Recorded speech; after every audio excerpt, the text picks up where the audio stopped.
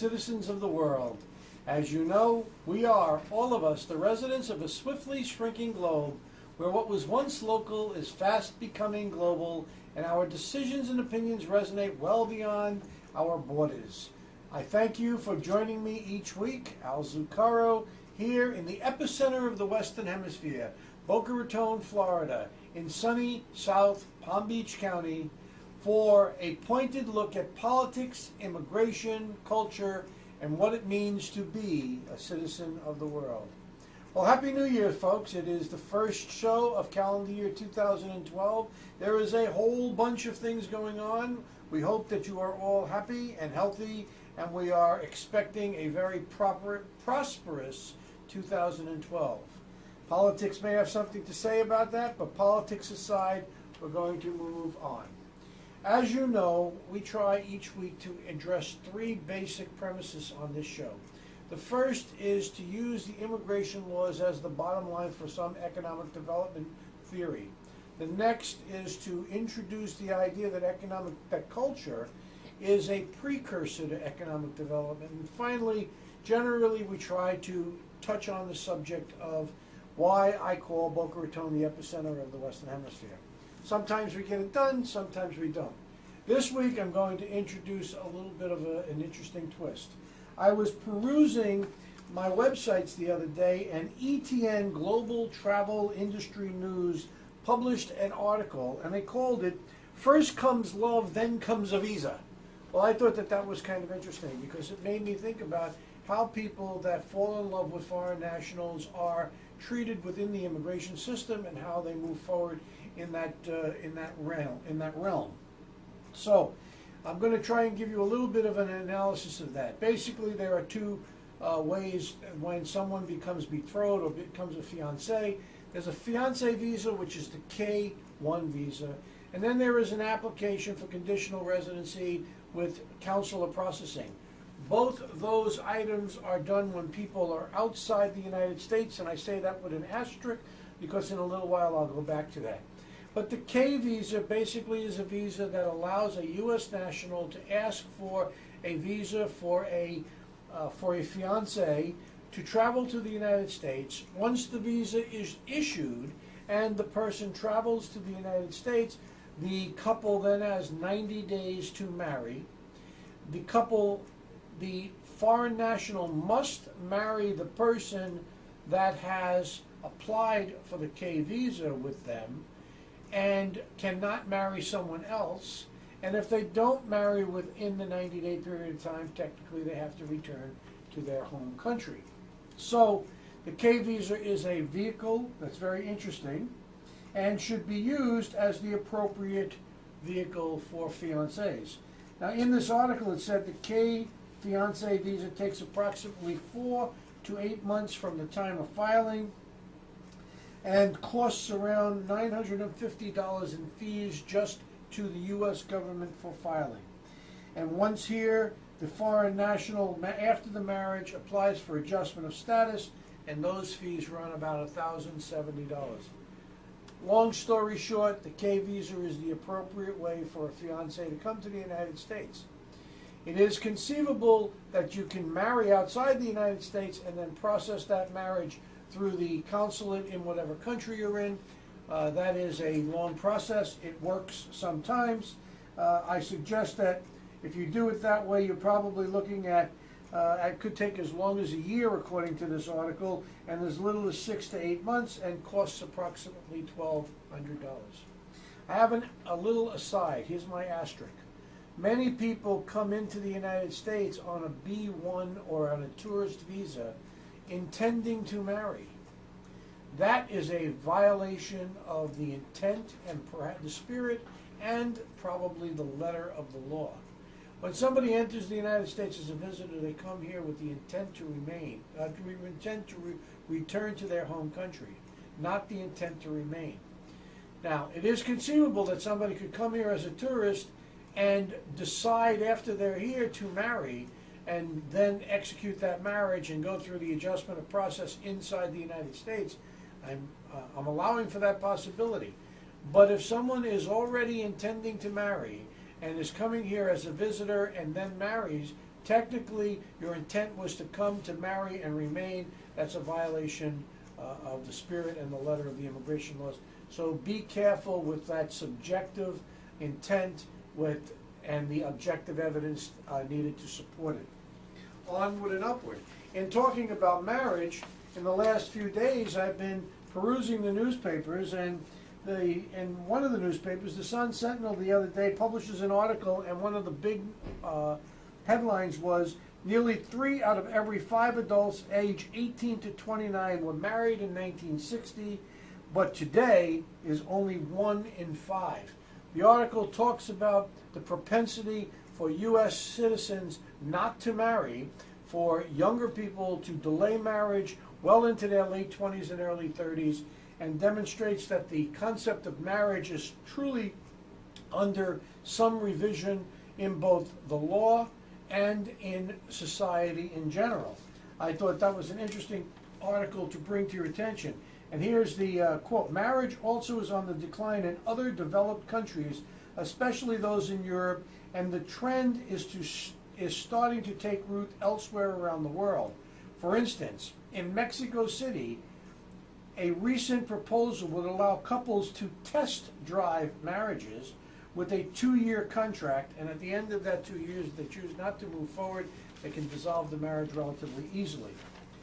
That article led me to another article that I saw in the Christian Science Monitor just recently, in their December 19th edition, and it talked about teen birth rates hit a record low. And I'll read just this. The CDC, National Center for Health Statistics, reported in November that the rate declined 9% from 2009 to 2010, with 34.3 births per 1,000 teens aged 15 to 19. That marks the largest single drop since 1946-47 and the lowest level ever reported in the United States. One other item it says in here: currently, 26 states and the District of Columbia allow minors to consent to contraceptive services without a parent's approval.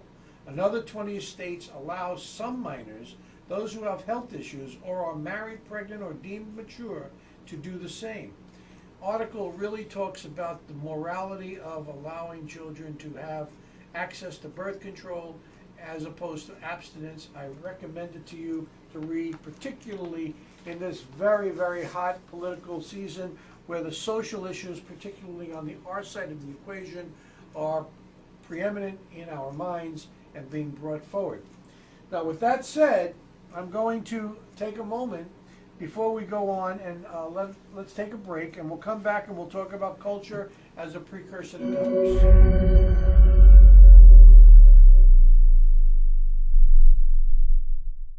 You want to see something really disturbing? Go to any search engine and start typing in these words: how do I qualify? And this is what pops up. How do I qualify for food stamps, Medicaid, unemployment, earned income credit, Section 8, disability, Pell Grant, Medicare, FHA loan, and head of household? These are the top 10 things people are searching for on the internet today, and every one of these involves getting something from the government. My name is Blaise Ngolia, founder of Government Gone Wild, and you are being enslaved. But this type of enslavement has no concrete walls, and it has no steel chains. It is an enslavement to the idea that the job of government is to take care of you and your family because you cannot do it yourself. Did you know that 41% of all births in this nation and 60% of elderly long-term care are paid for by government? How's that for a cradle-to-the-grave entitlement society? And 1 out of 3 live in a household that receives food stamps, subsidized housing, cash welfare, or Medicaid. More and more people are becoming dependent on government to take care of them, and politicians don't like it one bit. They love it. With the record number on food stamps, the USDA recently changed their program name to SNAP to take away from the stigma. And they are actually funding marketing campaigns to encourage more people to go on the program. The Obama administration even rewarded one state with a $5 million bonus for adding more people to an overwhelmed system. We are now at the point where the best investment isn't gold, it's not the stock market. It's being poor. For every $1 in taxes the lowest income families pay, they will receive an average of $10 back in federal spending benefits, a tenfold return. This is why the war on poverty has failed, because government has engineered a built-in bias to stay poor. Now, all of these people getting free stuff are close to outnumbering those paying for it. In my opinion, many of the problems plaguing this nation can be summed up by this shocking trend. During Reagan's presidency, only 19% of U.S. households didn't pay any federal income taxes. Under Clinton, it jumped to 25%. In the W years, it spiked to 30%. And now Barack Obama has 47% of people not paying a single dime in federal income taxes. This now brings us to the scariest number of all, 144 million. This is the approximate number of people in our country that have no skin in the game. Now, to put it in layman's terms, that's the equivalent of all the people in these states paying for all the people in these states, or all the people in these states footing the bill for all the people in these states. The bottom line is government wants you dependent on government. And if more government is the answer, then it's a really stupid question. Newton's first law of motion states that an object at rest will stay at rest until acted upon by an external force. You are that force. Get involved and help me by forwarding this video to everyone you know. Show your friends what our government is doing to the fabric of this nation. Welcome back, folks. In this part of the show, I'd like to just point to two items that caught my attention, and I wanted to bring them to your attention. The first, on January 19th through January 22nd at St. Mark's Church, there will be the 30th annual Passport to Greece from the Boca Raton Festival, and it will be held on Yamata Road in Boca Raton. The Greek community is very prevalent here in South Florida. I recommend this to you. The culinary treats are beyond comparison. For those of you that have traveled to Greece, the history, the culture, the dress, the food, everything is so unique. And I make a recommendation that the Greek community is a very deeply entrenched in the Boca Raton area, and this being demonstrated by the 30th annual event here, and I recommend that you go. I also want to recommend another thing. For many years in Meisner Park, I used to wonder what was in the northwest corner of Meisner Park. There was this large building, looked like it was cavernous and very nondescript. It turns out that that building is actually the Boca Raton Museum of Art. Now, there is a new director there and a new administration taking over, and they're taking a new approach. And that new approach is to make it more inviting for people to participate in the museum and become part of its exhibits. So I was perusing the paper the other day, and lo and behold, what I find is that there is a brand new exhibit worthy of your attention, worthy of me mentioning it.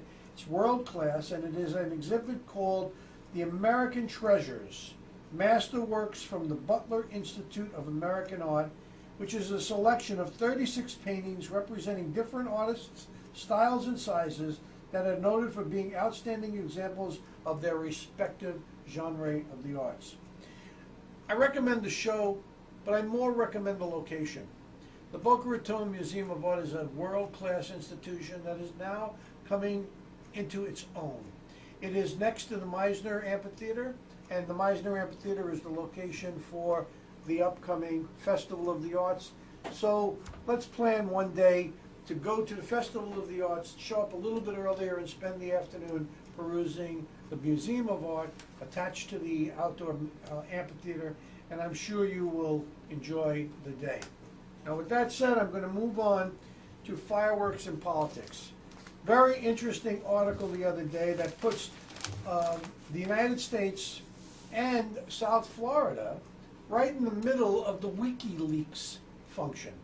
As you know, WikiLeaks is the episode that's been in the news where I think his name is Manning, a Private First Class Bradley Manning is alleged to have made available to WikiLeaks the secrets of the United States by hacking out them.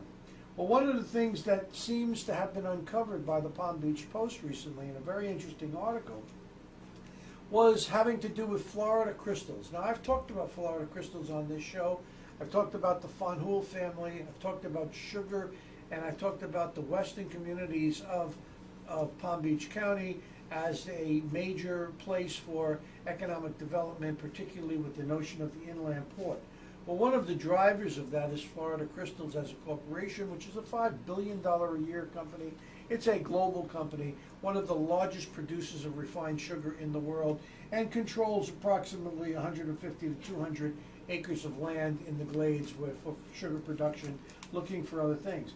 But what we find out is, according to this article, the Fanjuls, the family, and other moguls, quote, muscled, close quote, the Dominican lawmakers in an effort to kill a fair trade deal, which was the CAFTA DR trade agreement, which came into place last year.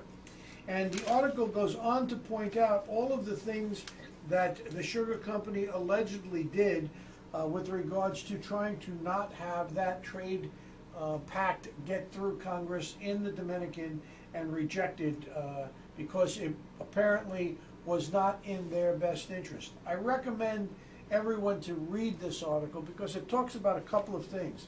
It talks about how we artificially keep the price of sugar at a certain level above the price on the world market. Something that should be looked at, something that has been looked at and brought up in the world courts, and probably is a barrier to trade where the United States is not acting fairly on the market for this commodity. The article was published Monday, January 2nd. It's a very lengthy article about a very influential family, and I bring it to your attention. Certainly, it is not the end of this article because they are a very powerful group of people, and I'm sure they're not happy with the Palm Beach Post publishing all of this. The next item that I wanted to talk about was a thing which I'm going to call a closer look. And I actually I'm putting this on my website. It should appear next week. It says, remember the outcry from the Standard & Poor's downgrade of the U.S. creditworthiness? Well, let's take a closer look. There are way too many zeros behind these numbers for me to really understand or even give you the proper phraseology. But it says the current status of U.S. tax revenue is 170, and 9 zeros. And it says the federal budget is 3.8 with 9 zeros. The new debt is 1.65 with 9 zeros, etc. Taking away the zeros and making this analogous to a family, it says, the article shows that the annual family, if this were a family, the annual income would be $21,700. Money the family spent would be $38,000. The new debt on credit cards would be $16,000. The current outstanding balance on the credit card would be $152,000, and the total budget cuts would be, the way they've done it in Washington now, would be simply $385 for the year. It goes on to say, and I think that this is the most interesting part, it puts a list of the presidents. It says this list represents the percentage of each president's past staff who has worked in the private business sector prior to their appointment to a cabinet post. Teddy Roosevelt, 38%. Taft, 40%. Wilson, 52%. Probably Eisenhower, 57%. Reagan, 56%. George W. Bush, 55%. Clinton, 39%. Carter, 32%. Obama, 8%. These numbnuts in Washington haven't got a clue as to what they're doing with regards to American business and the free enterprise system. Let's get this guy out of here. It's an anybody but. Bye-bye, folks. I like that one. Now, I'd like to go on a little bit, and I want to talk about my KOs and kudos. Oh, before I do that, I got a letter from one of my viewers, Eric G.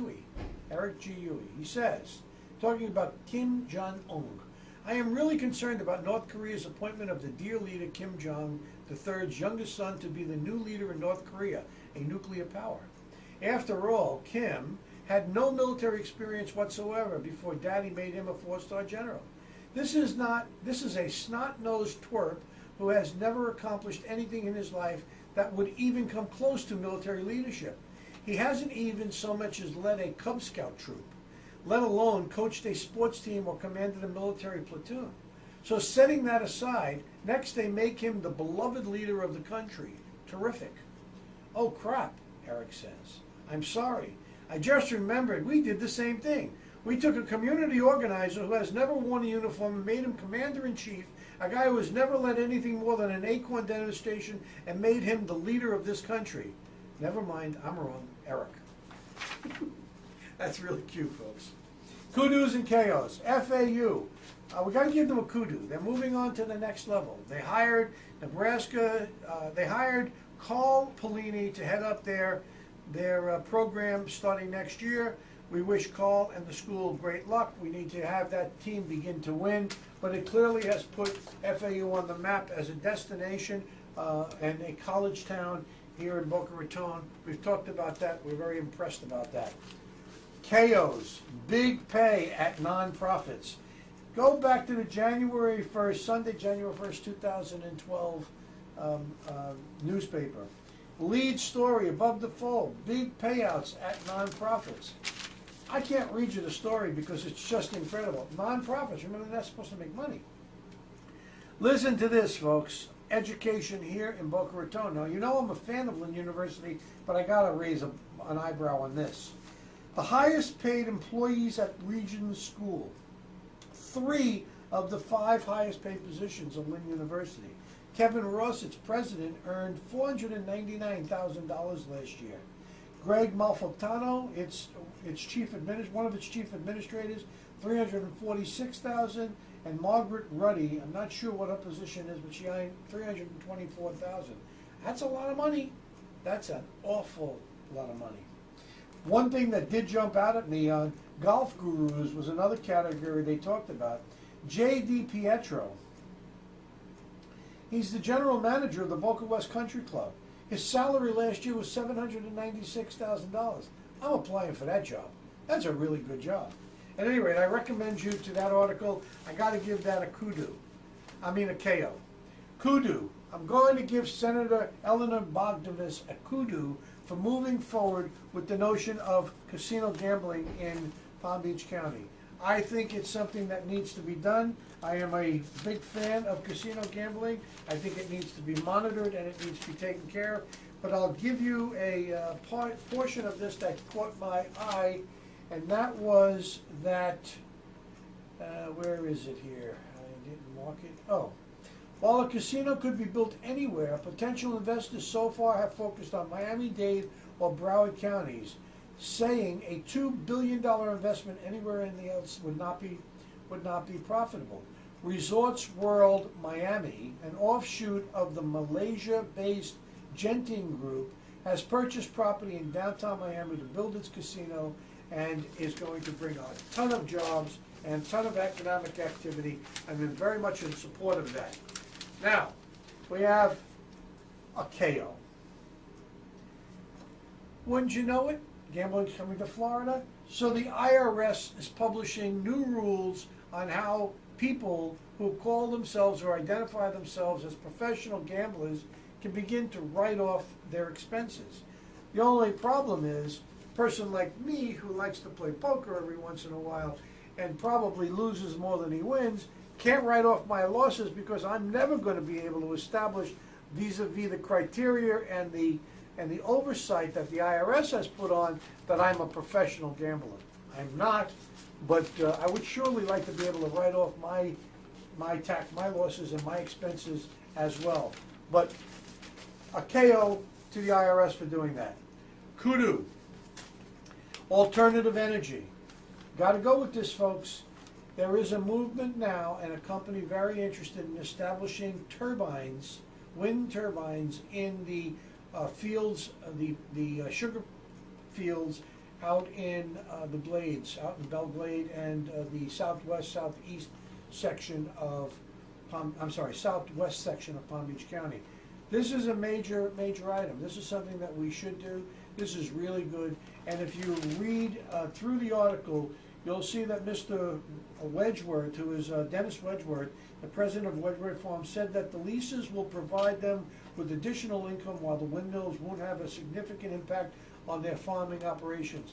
This is really good stuff. I commend the Wedgeworths for looking at it, and I am very supportive of this, looking forward to this happening. It's supposed to create jobs and bring economic development. We'll see. Very good movement forward. KO. Verizon, what the heck do you think you're doing? Trying to charge $2 to people to use your phone to pay your bill. How crazy is that? I got to tell you, I'm glad that the public stepped up.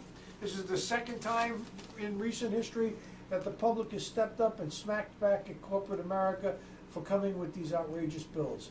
The notion of using your ATM card and being charged a fee was soundly rejected by the consumer, and the big banks have moved away from that. Now Verizon was the test case in an oligopolist business model. They've attempted to put this $2 fee in. The fee is out. It ain't going to happen. It will not go across the board. And so they get a KO for doing it and a kudu for backing away from it. Finally, I saw an article just the other day that I thought very interesting. It was published in the Post on January 3rd. It talked about 5 ways to exercise fiscal responsibility in 2012. But I only want to talk about one. It says, use a car buying service when you are buying your next car. It says, if you are in the market, a car buying service saves an average of $4,000 over the manufacturer's list price. And it gives its website. It's true, T-R-U-E, car, C-A-R.com. I recommend it. I'm going to use it, or at least I'm going to give them an opportunity to show me that they do what they do, but I thought it was worthy of bringing to your attention. And then finally, I want to give a double kudu today. And this is a special double kudu. The owner-manager of this station, Wayne Filowitz, was recently written about in the Sunday, January 1st, Sun Sentinel. Local man helps children in need. And it talks about Wayne, tells where he was born, tells who he was married to, but talks about his commitment to providing help, assistance, and involvement to an organization called Home Safe, which operates specialized therapeutic group homes in Boca Raton and Lake Worth for children ages 9 to 17, where residents receive specialized care for moderate and severe emotional disturbances. Wayne, congratulations. That's really, really cool. And I thank you for your involvement. I thank you for your civic nature. And I look forward to when we now move this station to Boca Raton and we can alter this. We'll be inviting guests on. We'll be digitizing. We'll be able to use Skype. Very exciting. By the middle of the month, we should be up and running, and Wayne is moving forward. So with all of that said, folks, I want to take the moment to remind you that we are, all of us, the residents of a swiftly shrinking globe. What was once local is fast becoming global, and our decisions and opinions resonate well beyond our own borders. I thank you for joining me, Al Zucaro, from the epicenter of the Western Hemisphere, Boca Raton, Florida, in sunny South Palm Beach County, for a pointed look at culture, politics, immigration, and what it means to be a citizen of the world. Good night.